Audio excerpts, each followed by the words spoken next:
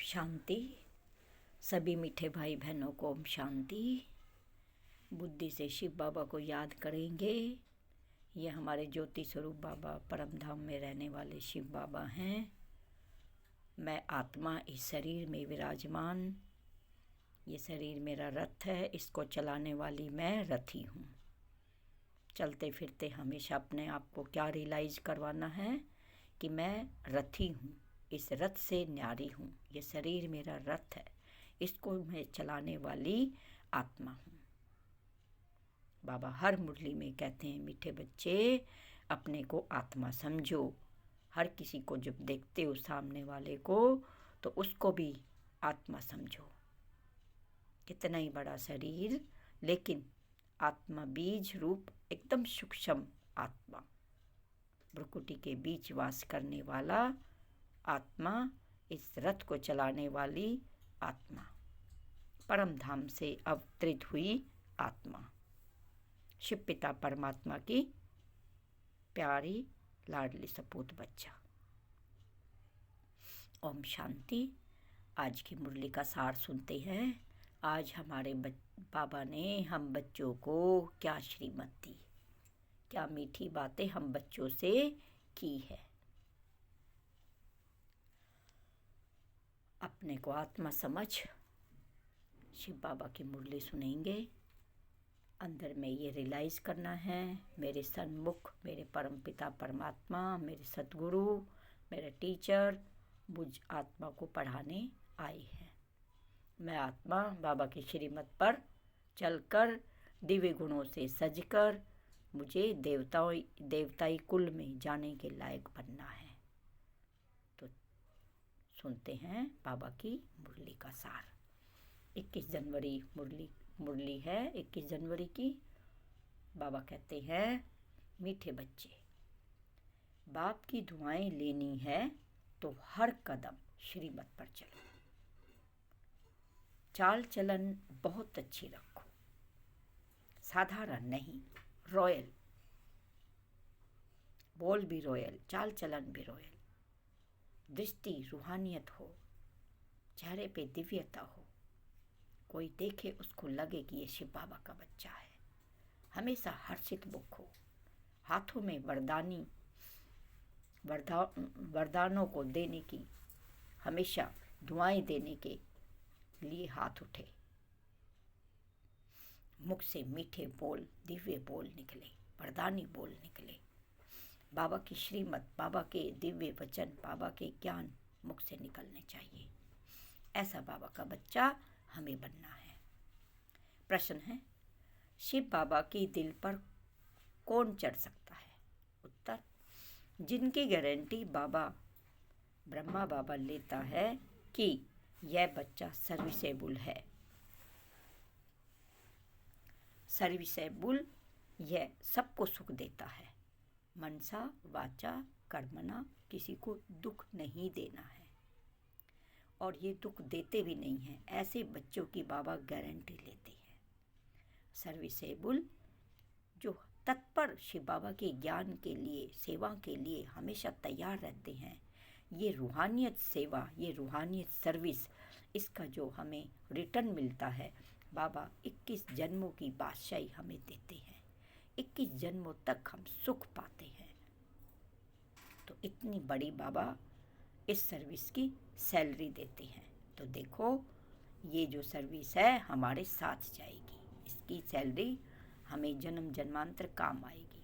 और जो हम नीचे की जो सर्विस करते हैं, साकार पृथ्वी लोक पे, मृत्यु लोक पे जो कर रहे हैं, वो उसकी सैलरी तो रुपए पैसे धन दौलत घर में ही खर्च हो जानी है और शरीर नेवा कमाना है, लेकिन अहंकार नहीं करना है। उसमें से भी बाबा के यज्ञ सेवा में जरूर निकालना है। जैसे ही सैलरी आती है, अपना पहला बाबा के लिए कुछ हिस्सा यज्ञ सेवा में जरूर देना है। उससे हमारी रक्षा भी रहेगी, सैलरी में भी बढ़ोतरी रहेगी, बरकत भी रहेगी और कोई हारी बीमारियां भी नहीं आएंगी। क्योंकि अपना परिवार है, तो अपने परिवार की जिम्मेवारी तो बच्चों को ही उठानी है। जैसे हम अपने परिवार में बच्चों के लिए राशन भरते हैं, सब कुछ लाते हैं, तो यज्ञ सेवा भी अपना ही परिवार है, अपने ही भाई बहन है।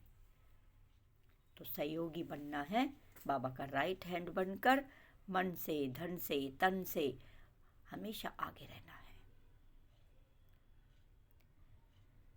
तो ऐसे बच्चों की बाबा गारंटी लेते हैं, बच्चे तुम हमेशा मेरे दिल पर चढ़े रहोगे और कभी भी तुम्हें किसी चीज़ की कमी नहीं आएगी। तुम्हारी दाल रोटी की गारंटी भी मैं लेता हूँ। गीत है, ले लो दुआएं माँ बाप की। हमारे माँ बाप शिव बाबा, माँ और आप बाप दोनों भगवान को तो कहेंगे ना, त्वमेव माता च पिता त्वमेव, त्वमेव बंधु च सखा त्वमेव। हम भगवान को ही कहेंगे। और हमारे भगवान कौन है? शिव बाबा, भोलेनाथ, ज्योति स्वरूप बिंदु। अच्छा, ओम शांति। अच्छा, मीठे मीठे सिकी लदे बच्चों प्रति माता पिता बाप दादा का याद प्यार और गुड मॉर्निंग। रूहानी बाप की रूहानी बच्चों को नमस्ते। देखो बाबा कितने प्यार से हमें नमस्ते करते हैं, हम रूहों को नमस्ते करते हैं, तो हमें भी बाबा को प्यार से नमस्ते करना है। बुद्धि हमारी कहाँ हो? परम धाम में। बाबा कहाँ रहता है? परम धाम में।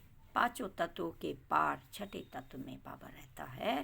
तो हमारी बुद्धि की तार हमेशा कहाँ जुड़ी रहनी चाहिए? शिव बाबा के पास परम धाम में जुड़ी रहनी चाहिए। तो हम भी बाबा को याद प्यार देंगे। हम रूहानी बच्चों की रूहानी माता पिता बाप दादा को याद प्यार, गुड मॉर्निंग और नमस्ते बाबा, नमस्ते, शुक्रिया बाबा, शुक्रिया, थैंक यू बाबा। आपने हमें अपना बच्चा बनाया, आपने हमें अपना सहयोगी बनाया, हमारे भाई बहनों के सहयोगी निमित्त बनाया। धारणा के लिए मुख्य सार है, कोई को भी नाराज नहीं करना है। मनसा वाचा कर्मणा, सबको सुख दे बाबा की और परिवार की दुआएं लेनी है। बाबा की और परिवार की दुआएं लेनी है। जब हम किसी को नाराज नहीं करेंगे, किसी को दुख नहीं देंगे, सबको खुश रखेंगे, श्रीमत के अनुसार खुश रखना है। ऐसा नहीं कि सामने वाला कह रहा है कि ये खाना तुम खा लो और वो श्रीमत के वो पवित्र भोजन नहीं है और तुम खा लेते हो, या तुम्हें ऐसा करने के लिए कह रहे हैं कि जो श्रीमत के विरुद्ध है। चलो मेरा दोस्त है, चलो मेरा दोस्त है और मैं ये खा लेता हूँ तो ये नाराज हो जाएगा। नहीं, श्रीमत को देखते हुए, फॉलो फादर करते हुए सबको खुश रखना है। तो तभी बाबा की दुआएं मिलती है, तभी परिवार की दुआएं मिलती है और तभी हमारी उन्नति होती है, तभी हमारा तीव्र पुरुषार्थ होता है। तो खुद पर, मन पर हमेशा ध्यान देंगे। नंबर 2, सपूत बच्चा बन भारत की रूहानी सेवा करनी है। रहमदिल बन रूहानी सोशल वर्कर बनना है। तन मन धन से सेवा करनी है। सच्चे साहिब के साथ सच्चा रहना है। सच्चा साहिब हमारा कौन है? शिव बाबा, भगवान भोलेनाथ, और हम उनके सच्चे सच्चे बच्चे, झूठे झूठे बच्चे नहीं, सच्चे सच्चे बच्चे। तभी हम तन मन धन से सेवा कर पाएंगे, तब बाबा से हमारा अटूट गहरा प्यार होगा। और वो कैसे होगा? जितना हम आत्मिक स्थिति में टिकेंगे, इस देह में नहीं, हमेशा देह में ही रहेंगे, अटके रहेंगे, तो वो आत्मिक रूहानी दृष्टि भी नहीं होगी, वो आत्मिक बोल भी नहीं होंगे, वो सामने वाले भाई बहन भी अपने नहीं लगेंगे, जब तक हम आत्मिक स्मृति में नहीं रहेंगे कि मैं आत्मा इस शरीर को चलाने वाली हूँ, ये मेरा रथ है, मेरा अवतरण हुआ है इस शरीर में, और सभी भाई बहन मेरे अपने ही है, एक ही घर के हम वासी है, एक ही परिवार के है हम, एक ही हमारा पिता है, एक ही हमारा घर है, परम धाम।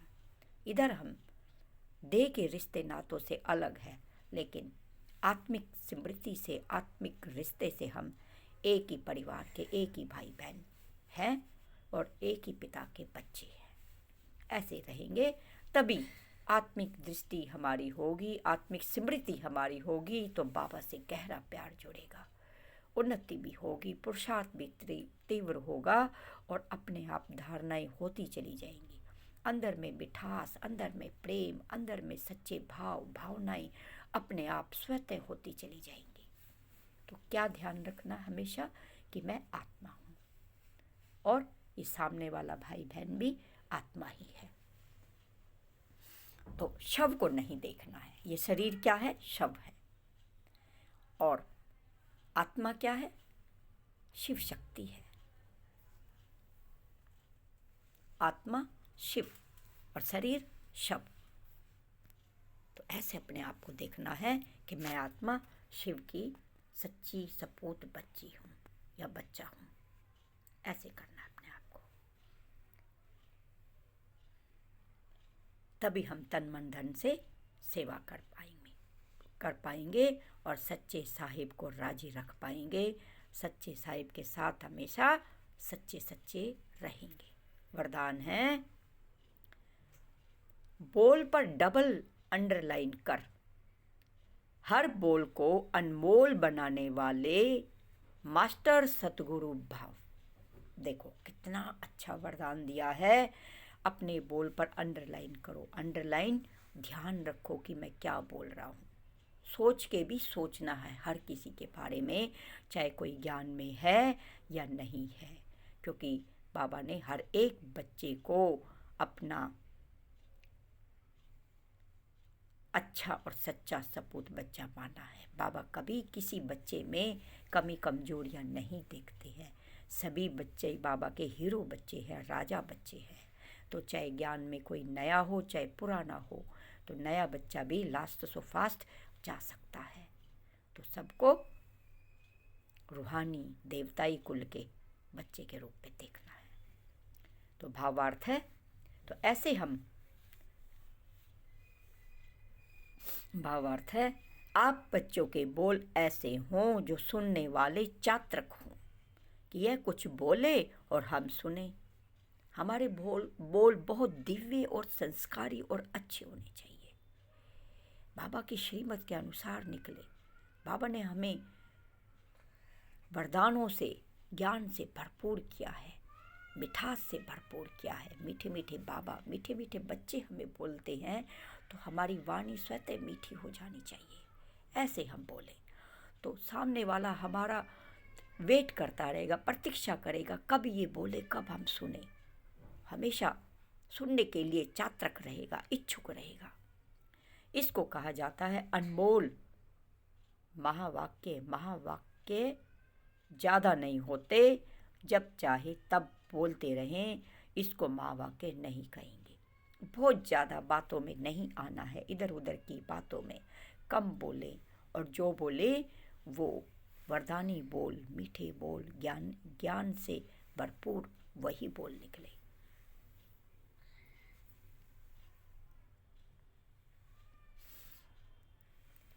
आप सतगुरु के बच्चे, मास्टर सतगुरु हो, इसलिए आपका एक एक बोल महावाक्य हो। जिस समय जिस स्थान पर जो बोल आवश्यक है, युक्ति युक्त है, स्वयं और दूसरी आत्माओं के लाभदायक है, वही बोल बोलो। बोल पर डबल अंडरलाइन करो। जो बोल दुखदायी हो उनको बिल्कुल नहीं बोलने चाहिए। जो बोल सबको सुख देने वाले हो, उनको उमंग उत्साह में लाने वाले हो, दुखी और निर्बल आत्माओं को शक्ति भरने वाले बोल हो, मोटिवेशन करने वाले बोल हो, वही बोलने चाहिए। तो बोलने से पहले अंडरलाइन करो कि मैं क्या बोलने वाला हूँ, ये बोल सबको सुख देंगे कि नहीं। ऐसे अपने आप पर ध्यान देना है। इसको सुदर्शन चक्र स्वयं की हर स्थिति को चेक करना है कि मैं मेरी स्थिति कैसी है, मेरे हाव भाव कैसे हैं, किसी के प्रति ग्लानि, नफरत, द्वेष भावना बिल्कुल अंश मात्र भी नहीं होनी चाहिए। तभी हम बाबा से कनेक्टेड रहेंगे, कनेक्टेड। क्योंकि दुख हरता सुख करता के बच्चे हैं, तो दुख हरता सुख करता होने चाहिए। स्लोगन है, शुभ चिंतक मणि बन, अपनी किरणों से विश्व को रोशन करते चलो। वाह बाबा वाह, कितना सुंदर स्लोगन वरदान बाबा हमें देते हैं, सजाते हैं। शुभ चिंतक, सबके शुभ चिंतक बनो, शुभ चिंतक मणि बन। मणि बाबा ने कहा है, मणि किसको कहा है? आत्मा को। हम मणि हैं, चमकती हुई मणि, और मणि के अंदर वो सातों गुण हैं, सुख, शांति, प्रेम, आनंद, शक्ति, पवित्रता, स्नेह। ये जो है, ये सारे मणि हमारी आत्मा के गुण हैं। सबके लिए शुभ चिंतक बन जाते हैं।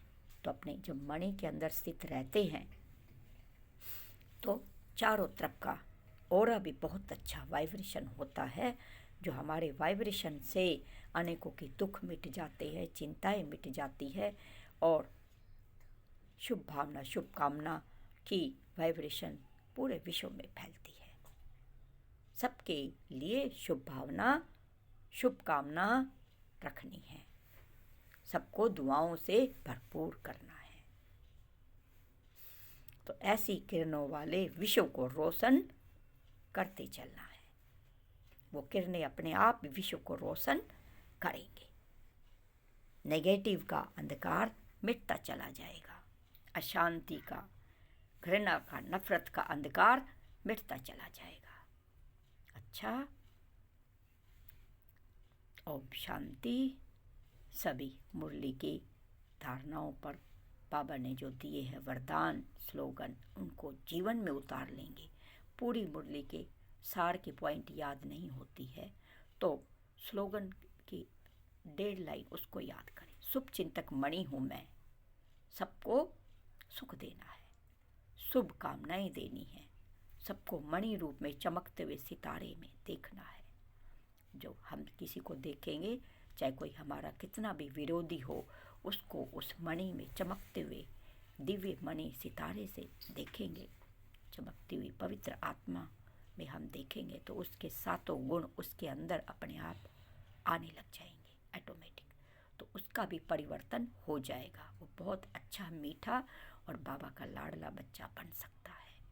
वो भी बाबा के बहुत करीब आएगा, और हमारा भी वो परम मित्र बन जाएगा।